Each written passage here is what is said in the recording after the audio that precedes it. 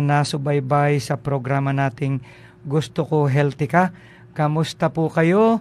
Ngayon po ay araw ng Huwebes, January 13, at ang oras na po natin ay 5:39 na. So hindi po tayo nagkasama kahapon at yan po ay oras para sa ating alternative learning system. At dumako na po agad kita sa ating gawain, ang ating pagbabasa ng pagkaing pang-espiritual.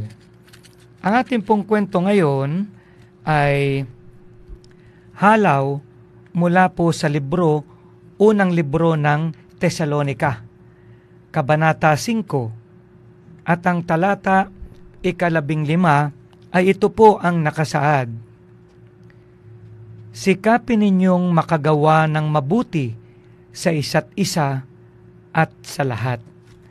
So, ito po ay isang magandang paalala kung ano po ang ating mga gawain at obligasyon bilang isang mananampalataya dito sa mundong ibabaw. Ang pamagat ng ating kwento ay may pagmagat po na utak talangka. Ayan. Ito po yung medyo pangkaraniwan nating inasabi sa mga ibang kakilala na imbis na ang kapwa ay itulak, itunyod pataas para sa lalong tagumpay, ay ahilahin pababa. Apo. Ang ating pong kwento ay isinulat ng ating kapatid na si Societal Dixon. Tuwang-tuwa ako nang ayain ako ng aking pinsan na manghuli ng mga crayfish o ulang. Ito po yung tawag sa atin dito ay manakla. Nang iabot niya sa akin ng timba, tinanong ko siya kung bakit wala itong takip. Hindi na kailangan, sagot naman niya. Pagkaraan ng ilang sandali, nalaman ko na ang sagot sa aking tanong. Dahil habang pinapanood ko ang mga ulang, napansin kong sa tuwing may makakarating na isa sa itaas, hihilahin naman ito ng iba pababa. Ang ugaling ito ng mga ulang ang nagpaalala sa akin na walang mabuting may dudulot ang pagiging makasarili at ang pag-iisip lamang sa sariling kapakanan. Alam ito ni Apostol Pablo, maging ang kahalagahan ng pagkakaisa at pagtutulungan.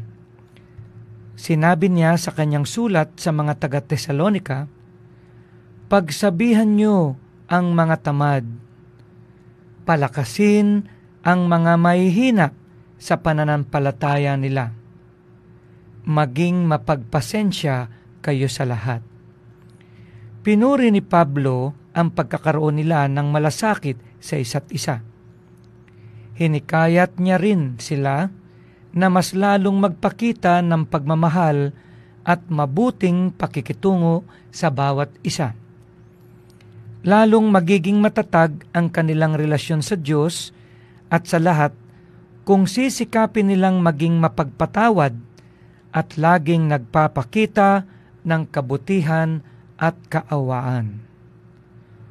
Kung ang mga sumasampalataya kay Jesus ay nagmamahalan, nagkakaisa at nagpapalakasan, mas mahihikayat nila ang iba na sumampalataya rin sa Panginoong Hesus. Lalago rin ang komunidad na hindi hinihila ang kapwa pababa. Mga kapatid, ito po ang mabuting balita at pagnilay-nilay natin ng banal na ebanghelyo.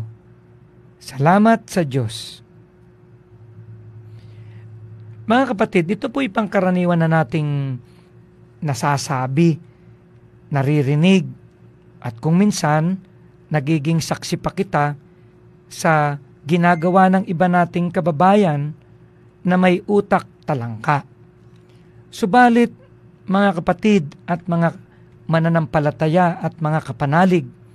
Pinaalalahanan po tayo ni Apostol Pablo sa kahalagahan ng pagkakaisa at pagtutulungan. Sapagkat wala pong magandang maidudulot ang ugali natin kung tayo ay gagaya sa mga ulang o utak talangka, na kapag mayroong umaangat na sa ating komunidad, imbis na papuri at pagtutulungan ang ating may isip, ay paninira at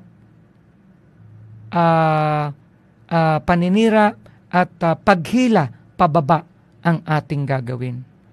Napakaganda po na itong paalala sa atin ng Panginoon ngayong araw na tayong mga mananampalataya ni Jesus ay dapat maging masipag, maging ang ating isip ay mapalakas natin at matulungan ang mga mahihina, lalo na po pagdating sa pananampalataya. Pinaalalahanan din po kita na kita'y matutong magkaroon ng pasensya. Sapagkat tayong mga tao po ay medyo likas na talagang madaling maligaw. Subalit sa mga sinulat ng ating mga apostol at mga manunulat nung panahon ni Kristo, pinuri po ni Pablo ang pagkakaroon ng mga taga-Tesalonika ng malasakit at pagtutulungan sa bawat isa.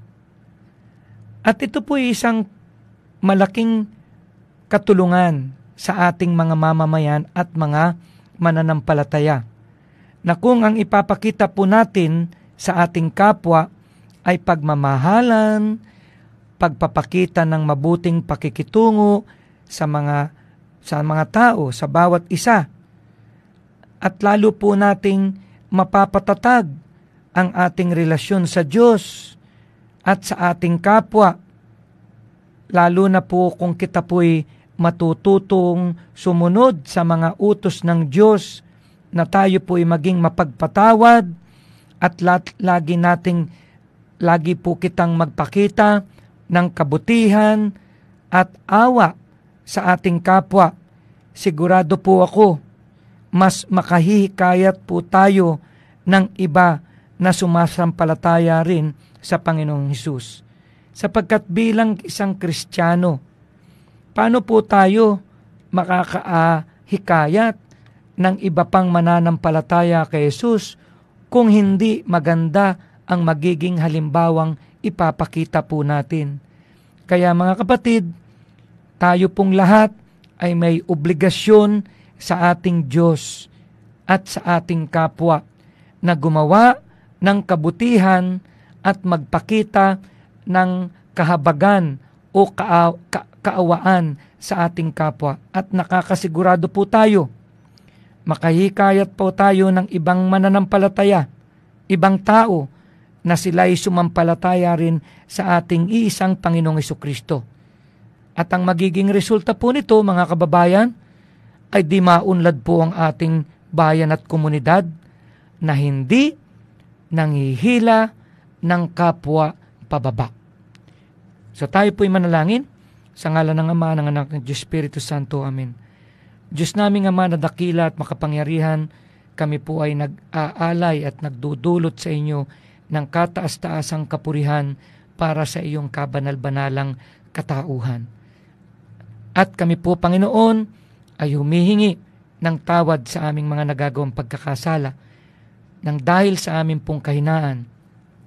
At nawa, mapatawad niyo rin po kami kagaya ng pagpapatawad namin sa mga nagkakasala sa amin.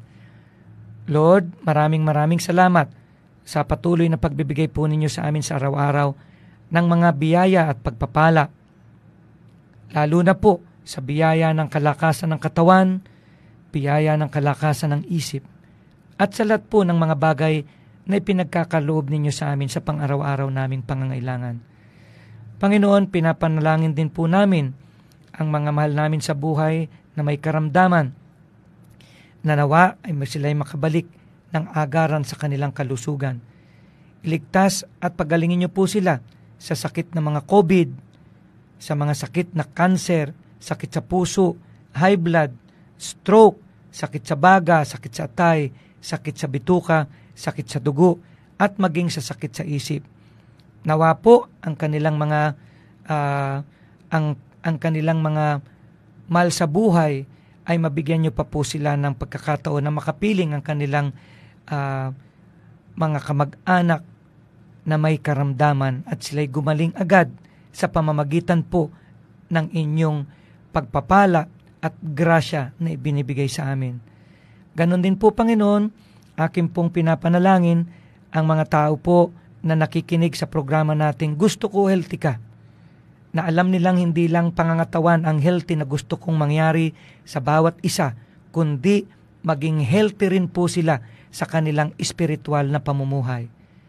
At sila po ay mailayo po ninyo, Panginoon, sa mga sakit at karamdaman at lalo tigit sa mga disgrasya at kapahamakan. At nawa, Panginoon, sila po ay mahikayat din natin na makapagbasa lagi at makipag-usap sa inyo sa pamamagitan ng banal na aklat. At ang kanilang natututunan ay kanila pong maibahagi rin sa kanilang mga kamag-anak, kaibigan, at mga kapitbahay. At sa lahat po, Panginoon, ng mga mahal namin sa buhay na yumao, naway mapatawad sila sa kasalanan at maiakyat nyo rin po sa langit. At sa mga naiwan dito pa sa mundo, nawa po sila'y ang kapigatian, pagdadalampati, ay mapalitan po ninyo ng panibagong pag-asa, kapanatagan sa puso, at ang pagkakaroon po nila unti-unti ng kagalakan sa kanilang puso. Na napakarami po ng dapat naming ipagpasalamat sa inyo na aming dinaranas sa aming buhay sa tuwi-tuwi na. At ang lahat ng ito po ay aming samot-dalangin sa pamamagitan ng inyong matamis sa pangalan ng inyong anak na sa Jesucristo, kasama ang banal na Espiritu Santo na siyang maghahari ngayon at magpakailanman. Amen. Sa ngalan ng Ama, ng Anak, at ng Diyos Espiritu Santo. Amen. Ayan, so mga kapatid, kita po ay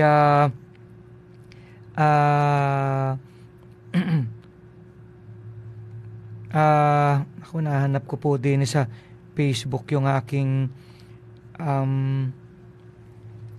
ka-text kanina. At anyway, mga kababayan, mga kapanalig, atin pong nabasa ang atin pong aral ngayong araw na tayo'y gumawa ng mabuti sa ating kapwa at atin pong ipakita ang ating ugali na mapagpatawad at magiging maunawain. At gusto ko po munang i-update kayo sa ating COVID situation. Kahapon po, hindi po ako nakapag-ulat sa inyo. At ngayon pong araw, as of 3 p.m., January 13, meron po kitang 3 naka-recover. Isang taga-Bagong Silang, isang taga-Pag-asa, at isa pong taga-Banahaw. So, ayun. At kaya po nabawasan yung ating kaso ng COVID sa Santa Cruz na kahapon ay 14, ngayon po ay 11 na lamang. Wala po kitang bagong kaso ng PCR confirmed case. At ang nadagdag po sa atin ngayon ay 4 na bagong antigen positive cases. Dito po sa bagong antigen cases, isa po sa Tagalupu-Lapu, 2 years old. Nagkaroon po siya ng kumbulsyon at itong kumbulsyon na ito ay maaaring sa lagnat. At kasalukuyan po siyang nasa Santa Cruz District Hospital. Isa rin pong taga-Makulapnit na 4 na taong gulang na lalaki ang nilagnat at kasalukuyan din pong nasa ospital natin sa Santa Cruz. Isa rin po mula sa Matalaba, 27 years old, ubo-sipon, naka-quarantine sa bahay. At yung isa po ngayon ay galing sa Pag-asa. Ito po ay 74 years old. At ito po ay anytime ililipat sa Lucena. Nakapila lamang po at itinawag na kaninang umaga sa akin na umihiram ng ambulansya po ng ating munisipyo. So siguro po wala pa pong go signal ang ospital na Mount Carmel dahil baka po puno pa. Pero nakaantabay na po ang ating pong ambulansya para dun sa ating kapatid na si Sister. So ngayon po ang natitira na natin na probable cases na positive ng COVID antigen test ay 39 pa po. Mga kababayan, napakarami pa po niyan. At ito pong ating suspect, pag sinabi pong suspect, may simptomas na pwedeng COVID, na-expose, at sila po ay pwedeng nag-positive din yung kanilang direct contact. So sila po ay 14 pa. So 39 plus 14 ay 53 ang posible pa pong magkaroon ng COVID dito sa bayan natin. At yung iba po na inaantay natin, hindi pa po kasi na swab yung iba dyan. At ang naswab na po na inaantay natin na result ay 22 pa. Kaya antabay po kita at kita po ay panalangin natin na unti-unti na pong bumaba itong mga nagpa-positivity rate natin sa antigen test. Sa RT-PCR waiting po tayo ng health worker routine swab ay 2 na lamang. So, at yan po ang ating pong update sa ating COVID situation. Pagdating po sa buong Marinduque, ay ito po ang ating update. Sa buong Marinduque ngayon, 59 na po ang kaso. Dumami na po ang kaso. Dumami